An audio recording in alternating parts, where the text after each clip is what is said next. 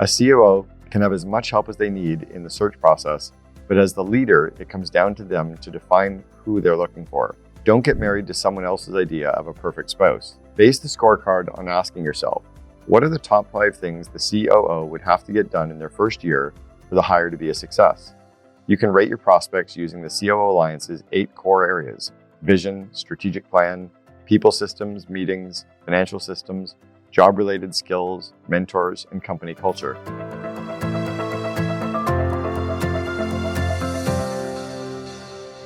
Chapter 6, How to Hire.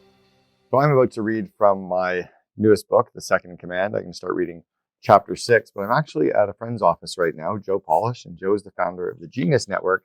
He's also the author of What's in It for Them. So I decided that I would ask Joe if I could film a couple of my videos of me reading my book from his office, and thought, what's in it for Joe when I do that? Because for me, I'm living out of Airbnbs, and sometimes it's hard to be able to find great locations to be able to read from. So I thought, boy, if I could sit in a cool location and read my book, that would be great. But that's what's in it for me.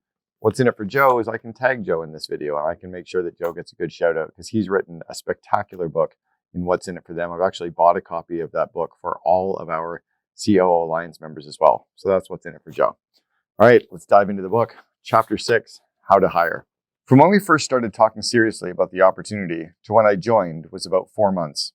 By that time I joined, I felt like we already really knew each other very well. Scott Schrum, COO Alliance member and president and COO at Hennessy Digital.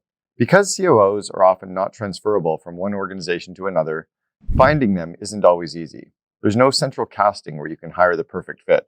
So it's usually a tough recruitment search. In addition, the top level people you need are rarely unemployed. Only 5% of them are ever out of work, and they're likely not looking for a new post. That means you have to poach them. The right search firm can help with that, in addition to the usual online job postings and engaging your external network to help the hunt. Internal versus external hires. The first decision to make is whether you want to promote from within or hire from the outside. An internal hire can make sense when a company requires deep technical knowledge or industry focus. Moving from one company to another within an industry can also work, although it's harder to transfer COO skills across industries. So if your organization inhabits a specific niche and you have a strong talent, then promoting from within can be a good choice.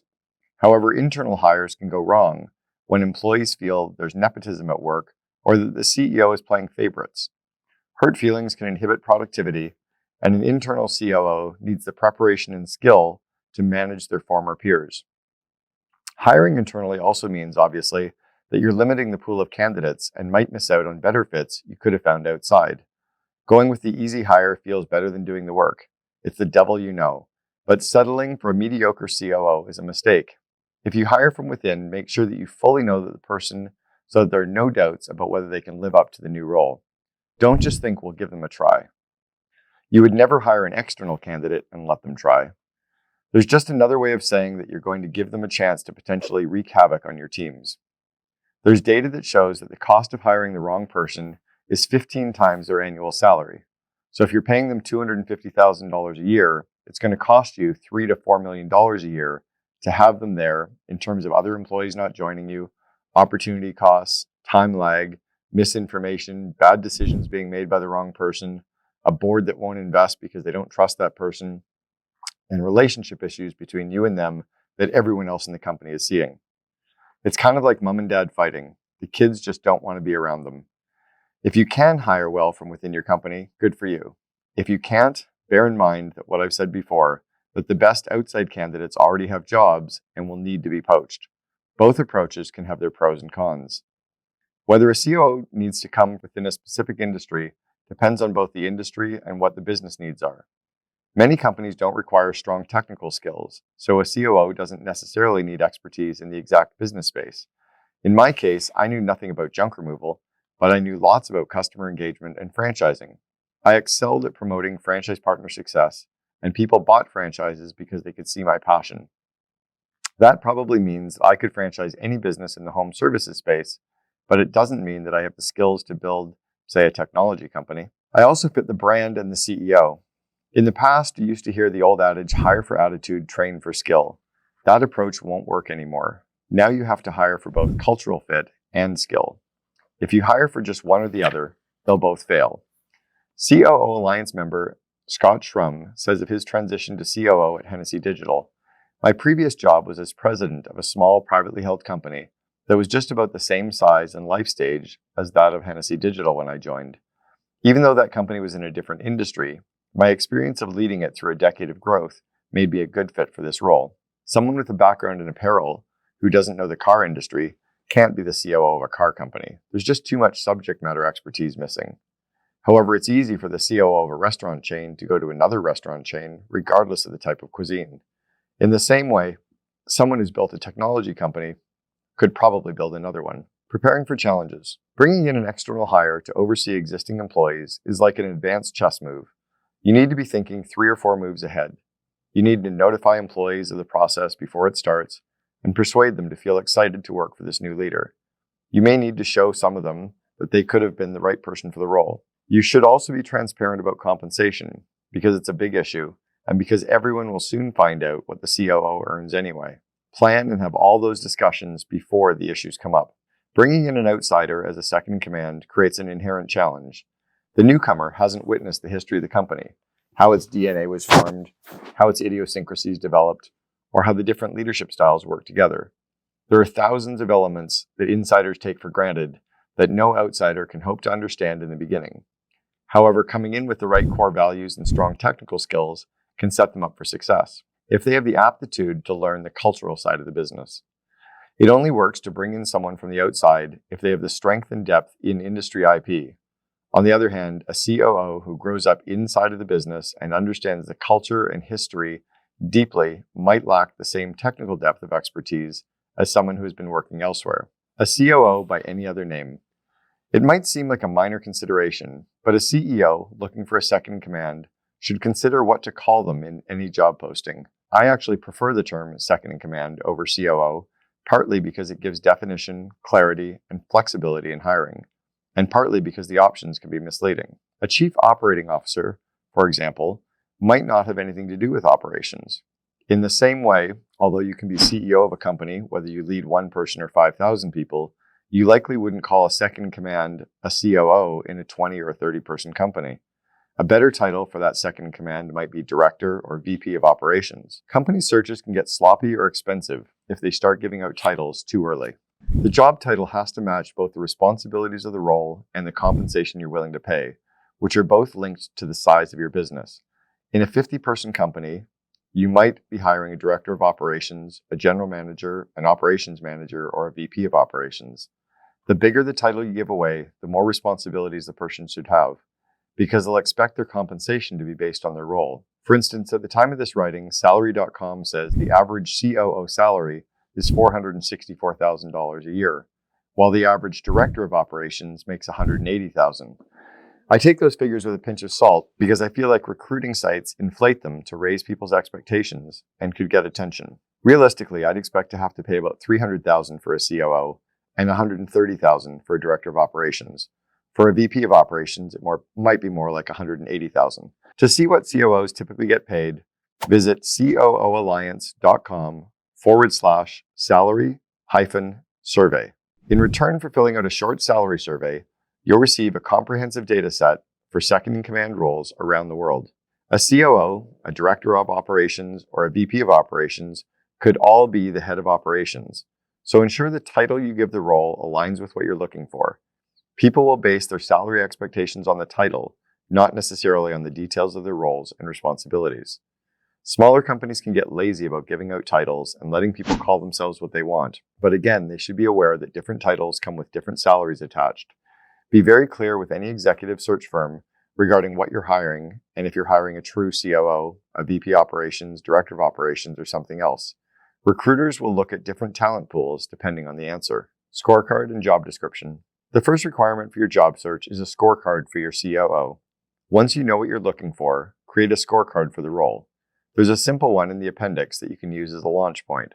But remember, there's no such thing as a template scorecard because there's no such thing as a template COO. Sometimes CEOs ask me, can you send me a COO scorecard so I can copy it and start recruiting?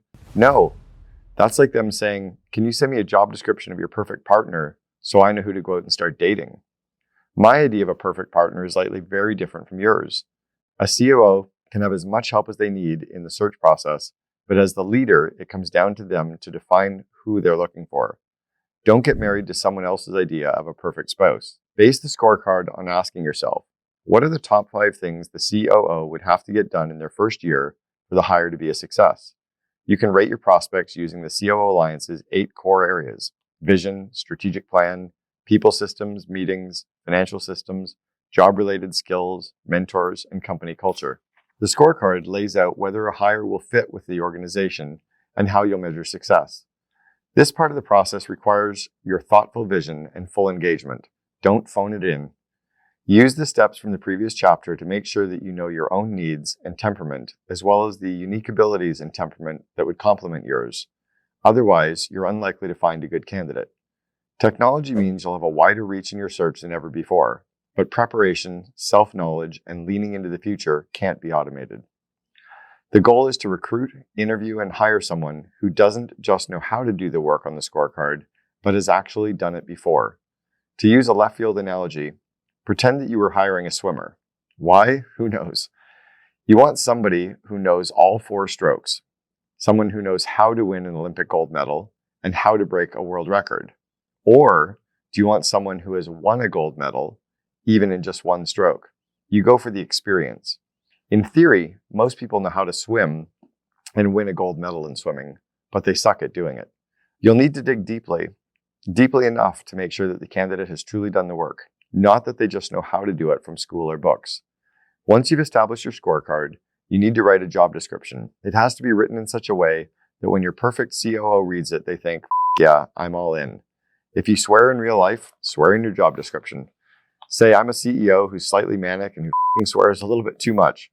That way, if somebody comes in and goes, I don't like that you swore, it's cool, see ya. I don't love that I swear either, but if you're going to work with me, we have to at least gel for a starting point. Write your first draft of your job description like you're telling your best friend about the role. Then hand it to a marketing person or a copywriter, a really good one. Pay $1,000 to have a copywriter make that job description pop off the page like the best sales copy you've ever written in your life. We would never write our own website copy or landing pages without using a copywriter. So why would we create a job description that HR wrote? HR? They suck at marketing. They're process people. They're about policies and procedures. You need a copywriter to write your job description so that the right people will look at it and go, hell yeah, I want that role. And the wrong people will look at it and think, not if it was the last job on earth. Now it's a question of getting the job description in front of as many people as possible. Share a link to it with your entire network, including on LinkedIn and Facebook, and ask your employees to do the same. Contact any business or mastermind groups that you belong to and send it to them. Share it with your entire email list. If you've clearly described the role, people will immediately have a sense of who would be the perfect fit and start directing likely people toward you. Differences by business size. Your search for a second in command depends somewhat on the size of your business. Small, under 50 employees, the CEO is often looking for someone who can simply get work done because they're too busy or need someone who knows how to scale.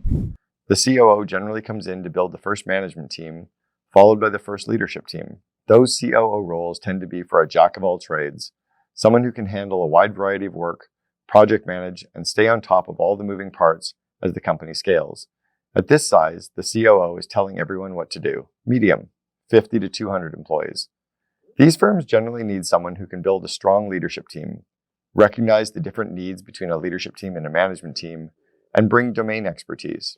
They can think strategically, but this role may be the biggest thing they've still ever done.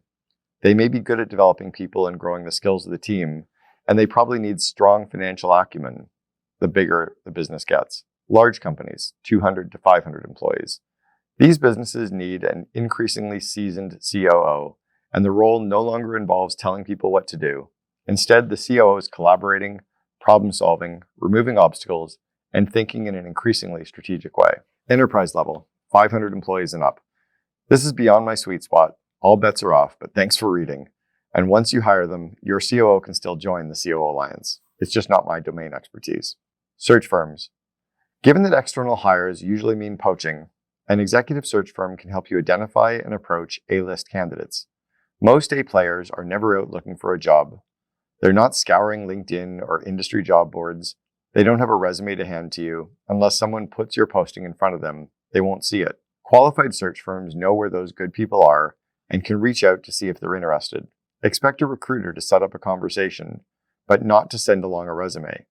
I haven't had a resume since 1989 because I haven't needed one. Many A players don't have resumes either because they don't need them. Don't focus on what's on paper. Focus on what the candidates say and how they say it. Just talk to them about what they've been doing, their experience, how their current company poached them, and why they left the company they were at before that. Understand their motivators and incentives, not just so you can bring them on board, but also so you can prevent them from leaving in the future. To reach the right people, the executive recruiter needs the scorecard and job description for the role.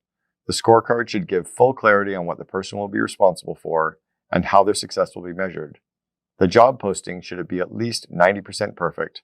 If you haven't had it copy edited, the recruiter might have a copy editor polish it, but they can't fill in the big gaps around compensation, possible titles, or reporting structure.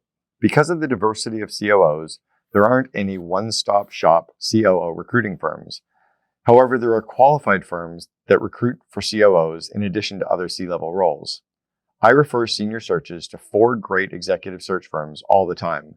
They're not the names that you'll already know, so if you'd like an introduction, email me, info@cameronherold.com. The first firm I work with specializes in $200,000 to the $350,000 range and is amazing at finding good, solid, seasoned COOs or VPs of operations. I've referred 30 clients to them over the past 10 years, and they have an intense attention to culture and are careful not to disclose information to candidates they don't think are not the right cultural fit.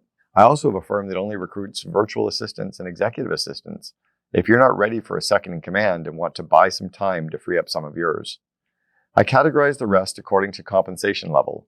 One only recruits for $500,000 plus roles for very seasoned executives, and another works in the $120,000 to $180,000 range for more junior people. Again, simply email me for an intro. I'm happy to help you out. When you're doing job postings, be sure to include the compensation for the job posting itself because it will help attract the right people and make the recruiter's job easier. The right firm can do a great job referring qualified candidates, but only in their own range. If they only recruit from the most senior people and you want someone mid-level, you're fishing in the wrong pond and you won't get the right catch. You need to do the work to get in front of and establish where you need to. Remember the wisdom of the Cheshire Cat. If you don't know where you're going, any road will take you there. If you don't know what you're looking for, any executive search firm will do, until you realize that you've just agreed to pay $420,000 for what should have been a $200,000 job. If you use an executive search firm, don't just jump on the candidates they send right away. Some firms are far more interested in getting you to choose one of their candidates. It's how they get paid, than in finding the absolute best person available. That's why I love the firms that I introduce my clients to. They know they're sending us great prospects, but they also know we're really going to interview them hard too. Stress test them. Tell them, thank you for sending all those amazing candidates, but I still want to run our process. They might insist that they've already run their own process and the candidates they've sent are just plug and play. Making a decision based on their assessment alone is like picking someone to marry from 3 possible blind dates set up by a stranger. Complete your own process as well. You're interviewing your work spouse, so do your own reference checks, screen the resumes, check for culture fit. A search firm will send you good, solid, qualified leads, but you can't just accept them without you doing your own legwork. To have the highest chance of success, make sure you fully educate the search firm on the vivid vision for the company, what you're building, and the scorecard for the role. Spend the time on the front end to ensure that they fully understand the leads that they're generating and will only send you the best culture fits. If they're crystal clear on the role, the company, the culture fit, and who you're hiring as a COO, they'll do a much better job. You're not their only client, so it's important to train them on exactly what you need and which candidates would make a good fit. That requires far more than simply handing them a job description and telling them to go find your princess or prince. Have multiple members of your team brief them so they get the whole picture. In the past, becoming a CEO was about capabilities and connections. You might remember how every city and town had business clubs, mostly for men in jackets and ties, as a way for the power elite to pay for access to the closed community. They were members of golf clubs and tennis clubs for the same reason. Education might have been democratized, but networking remained the preserve of the elite. A CEO who needed to recruit a COO had a small pool to fish in. Today, the pool is much larger, and technology, the internet and social media, makes it easy to cast a wide net. CEOs still need to be they also need to be smart, capable, but the role is more democratic, and they can leverage the strengths of a far greater group of candidates, including men and women who would never have been allowed into the old business clubs. 20 years ago, recruiting required a newspaper ad, search firms, employee referrals, and asking around at the club, and keeping your fingers crossed that someone lived nearby. Today, you can post a job on Facebook or LinkedIn and find great candidates who will compensate for your weaknesses, even though they live in another city, another state, or even another country, especially when you have a really strong job posting written to magnetize the talent you want to hire. In the past, work almost exclusively happened in person, so candidates for posts had to be within a commuting distance or be willing to move. Now they can come from virtually anywhere, depending on the scope of the job. I spoke with the COO of a 310-person company on our Second Command podcast about this. Despite being the second in command, she's the only employee who lives in Seattle. Her team is spread over 6 countries, and the majority live in New York City. As long as talent can be integrated, fits culturally, can get the job done, and is willing to work for what you're willing to pay, it doesn't matter where they live. That expands your choices exponentially. When Brian needed a COO for 1-800-GOT-JUNK, he had to rely on his own network. The entire face of the business would have been different if he didn't happen to know me. I know the other candidate he considered, and I know that without me, the company never would have reached even 10 million. I recruited someone who became the first franchisee and remains the biggest franchisee to this day, doing gross revenue already exceeding $25 million. Brian didn't know me entirely by chance. He knew me because he was okay with learning from others and not always being the most knowledgeable person in the room. He'd set out to deliberately cultivate his network of other CEOs. We met through the Entrepreneurs Organization, EO, and today there are far more of these mastermind communities, and I would strongly recommend that every CEO should get involved with at least one thought leadership community, such as EO, the Young Presidents Organization, Vistage, the Genius Network, which Joe Polish, the author of this book, runs, Baby Bathwater, War Room, Mastermind Talks, or Strategic Coach. I've been a member of all of them, some for 7 years. It's a CEO's responsibility to cultivate their network for the benefit of the company. CEO networks are much stronger in the United States and Canada than anywhere else in the world. In other countries, there's almost no entrepreneurial support system. Italy is one, for an example. There's some global reach with YPO and EO, but whereas there might be 50 different communities for entrepreneurs in North America, the UK might have only a handful. In any case, CEOs should join one, and the COO Alliance was created so second-in-commands can grow their network, skills, and confidence as well. Networking and the democratization of knowledge are powerful tools, but only if you use them. A shovel doesn't dig a hole on its own. It just sits in the corner unless someone picks it up and uses it. Leverage the tools, collaboration, democratization, access to information, outsourcing, because the alternative is to fall into the same trap as many CEOs who still defer to the smartest person in the room or hire the MBA who knows it all. They need to take their heads out of their asses, grab the shovel, and start digging. Virtual bench. I once had dinner with a talented executive and told him, I know I'll hire you one day, but it's not now. I told him I'd keep his resume on file, and 6 months later, when I was recruiting, I reached out to him. Christopher Bennett was surprised I'd kept my word, but I hired him, and he worked for us for years. He's a close personal friend to this day, and he was an iconic part of our growth. Even when I'm not actively recruiting, I constantly keep my eye open for people who could work well at my company and whom I'd like to contact in the future. I call it my virtual bench. I keep my eyes and ears open regarding potential positions that might open up in an organization, as well as potential fits for those future roles. I'm keenly aware that the best people probably already have jobs, of course, but I'm okay with taking them away from an average company and bringing them to a great one. In my mind, it's no different from taking a great soccer player and moving them to a better team. The better teams are always trying to recruit players, and the best players are always trying to play for the best teams. Recruiting employees from other companies is like sport. I do it on weekends for fun, and it's a full contact activity. Your COO is working somewhere today.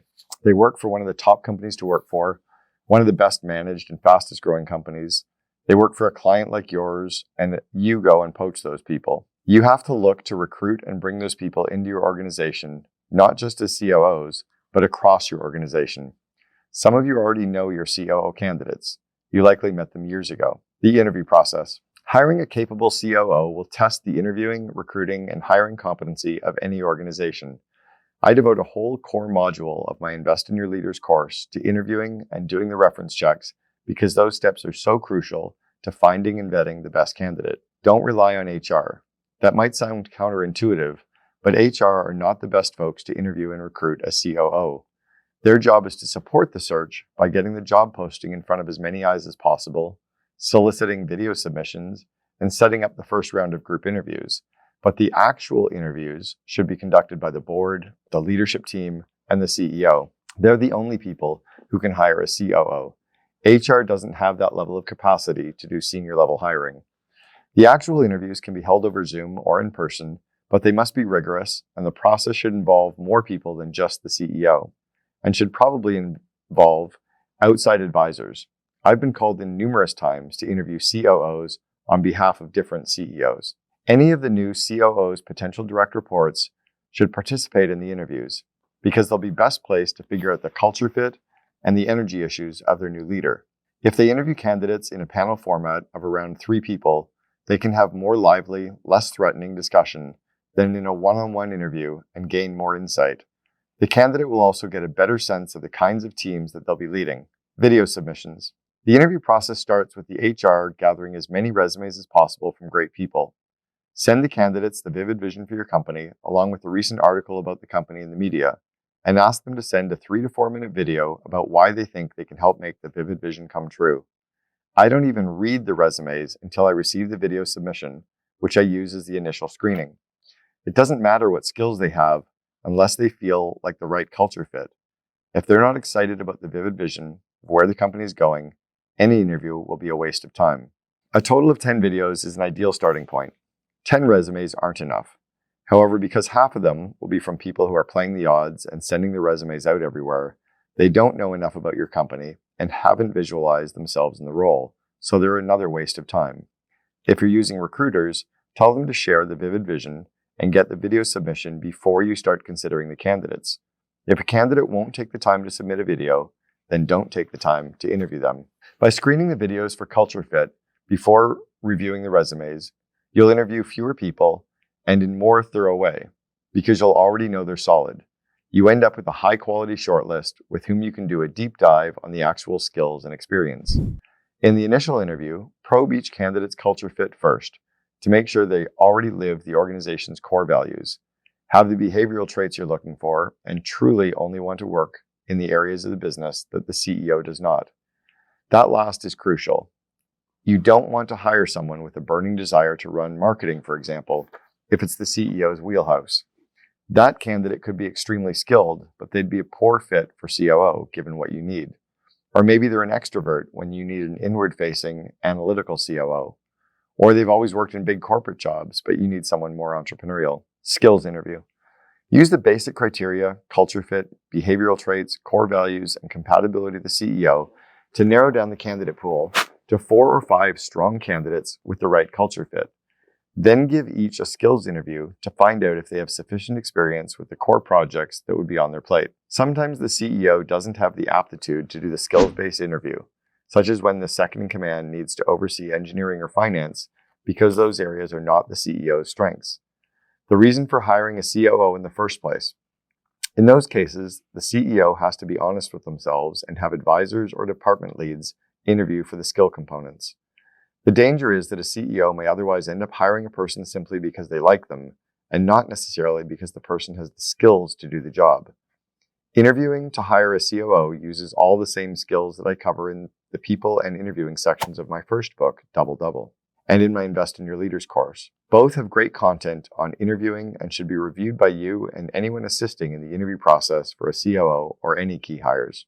Top grading references. This isn't a book about interviewing, and if you need one, I'd suggest Jeff Smart's book, Who, or Bradford Smart's Top Grading. But I want to make a particular point about interviewing. In the course of your interviews, each candidate is likely to mention 10 or so people that they've worked with, reported to, or have reported to them. At the end of the second interview, ask them to provide email addresses and phone numbers for at least 8 of those 10 people. Explain to them that you're not going to call the 3 references they provided, but you may call 7 or 8 of the 10 people that they've mentioned in their first 2 interviews. The A players will return with all 10, the B players will give about 8, and the C players will run away. They're out of there. At the next interview, spend around 90 minutes or a couple of hours asking what each of these references would say about the candidate. Would they confirm that the candidate lives by the core values? Would they confirm the skills presented? This thread of reference check, or TORC, provides the basis for you to ask very probing questions. In that time, you'll learn a great deal about the true character and the skill set of the person. The strong candidates would love it if you called up their auxiliary references, while the weak ones won't even show up. Look, I do reference checks, and they go something like this. Look, Ben, I'm calling about Bob. I'm thinking about bringing him on as my COO. I know there's some bad stuff in there that I'm going to find out later, but I need you to tell me now what it is. And please don't make me chase you down the street and beat you up with a baseball bat when I find it out later. Tell me the bad.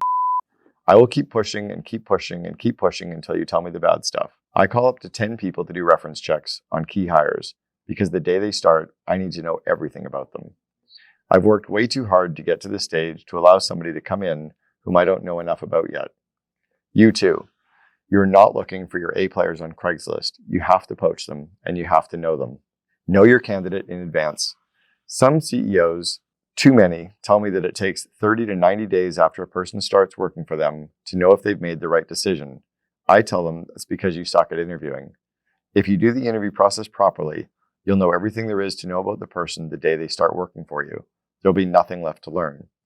Imagine getting married to someone and waiting to see how the first 3 months turn out. To know if you should marry someone, you date, you see if you're physically compatible, and you ensure you fit together, and then you get married.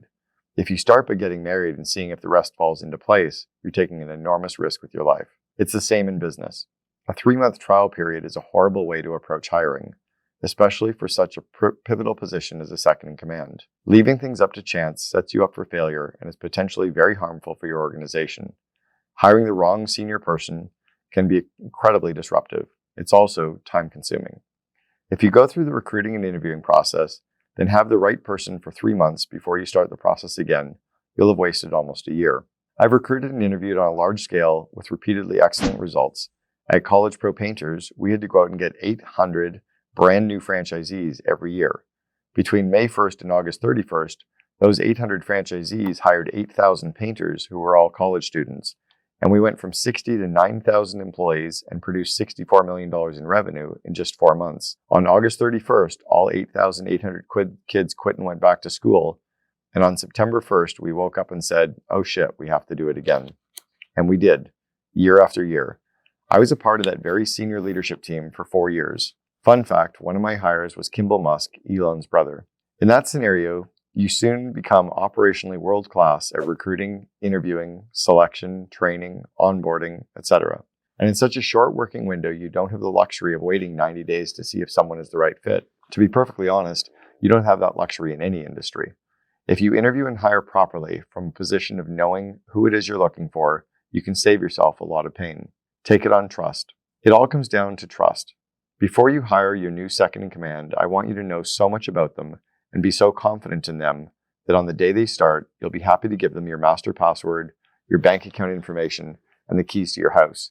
You let them take care of your kids and travel with your spouse for a week. If that complete implicit trust isn't there, then don't make an offer. It's that simple. What to offer? I've explained how search firms specialize in filling posts with particular salary ranges and how salary expectations are so closely linked to job titles. So let's spend a little time on practicalities. What should you offer a second in command? The answer depends on where your business is right now, what you need, and how much you pay. For guidance on what COOs currently get paid globally, check out the survey that I mentioned earlier, COOalliance.com/salary-survey. If I wanted to hire the best chief marketing officer in the country, for example, I guess it would be the CMO of Apple. That might be possible, but it would likely cost me $10 million a year. That's not realistic for me, or for most businesses. If you run a small, early-stage, venture capital-funded operation, you're competing with bigger blue-chip company names. You'll need to offer equity or a long-term incentive package because candidates won't risk working for a startup unless there's big upside. In some cases, however, it's risky to give out equity, particularly if you've never given it to any other team member. Introducing the practice in order to get the COO that you want can open you up to potential conflict. If you've grown a team internally and then given outsiders something they haven't received, compensation that's poorly thought out really pisses people off, as it should. Salary only. My preference is to pay executives a fair salary based on their role and responsibilities, and that's it. I don't think bonuses incentivize strong senior executives to work harder than normal people. People will work how they've always worked, hard. So pay them fairly based on that role, and then fire them if they don't meet expectations. Bonus systems are unnecessarily complicated. Most professional sports teams don't pay bonuses to individual athletes for scoring goals, points, or runs. If the athlete is an offensive player, scoring is their job. Teams recruit good people and expect them to score goals because they're goal-driven players. That's it. It doesn't make sense to hire someone for a base salary and then pay per goal scored. The same goes for seasoned executives. There's actually some data to show that bonuses demotivate more than they motivate. In Dan Pink's TEDx talk, The Puzzle of Motivation, he talks about bonuses not making sense except in true eat-what-you-kill sales roles. Professionals are already doing their best possible work, so just pay them fairly for it. Bonuses can also leave people feeling unhappy all year, except for the 2 weeks when their check is bigger and they spend wildly. It's better to raise their base pay so they can have somewhat better lifestyle all year long. Profit sharing based on outcomes is different from a bonus based on effort. It makes sense to include the COO and all senior executives, managers, and so on in profit sharing structures if you're putting them in place. When you have a strong recruiting process, conducting meaningful interviews, use Torque, and do the proper reference checks, you can feel confident that you're bringing on a great person.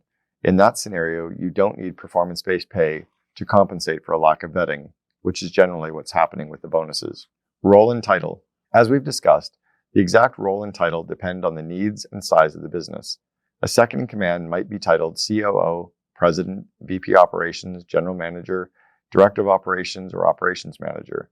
The precise title depends on the responsibilities associated with the job, the value the role brings to the organization, and what you'll pay for that value. The bigger the title you give a person, the more it can skew their expectations of their responsibilities, reach, and the accompanying salary. They may also be less inclined to roll up their sleeves and get dirty. Given the role that you've outlined and what you can pay, what would you call it? Be cautious with giving out titles that are too big too early, especially COO, because some come with significant power. Remember that you're not looking for a COO per se. You're looking for someone to do the work in the job description, be it a COO or not. And if you do give out bigger titles too early, they have no title left to strive for as they grow. Ginny Lee, the COO of the Khan Academy, explained how she learned to be less interested in her title than in the work that she would be doing. A business school professor of mine named Jim Collins, she said, don't pay attention to the title. Don't pay attention to adjectives that you'll think you'll get your confidence from. Focus on the company, its values, and making sure it's aligned with your own values. Whatever title you land on, the org chart needs to clarify roles, responsibilities, and reporting structure. If IT and finance report to the COO, can the COO just show up at their meetings? If marketing reports to the second in command, is it appropriate for the COO to drop in unannounced? Of course, as a leader you can, but sitting in different business areas and meetings requires a certain finesse, especially when those people don't report directly to you. The COO might be responsible for aligning, growing, and understanding all parts of the organization, but they also need to respect the various area leaders and avoid stepping on their toes or getting in their way. Having a clear org chart sets expectations, after which you can decide when or whether it is ever appropriate to deviate from the structure. Just because the COO can show up doesn't mean they should, because it can have unintended consequences. Their focus should be on removing obstacles for people rather than bossing them around. So stay ahead of the curve as a COO. This next video is packed with great leadership lessons for you. It'll really help you as you continue in your growth.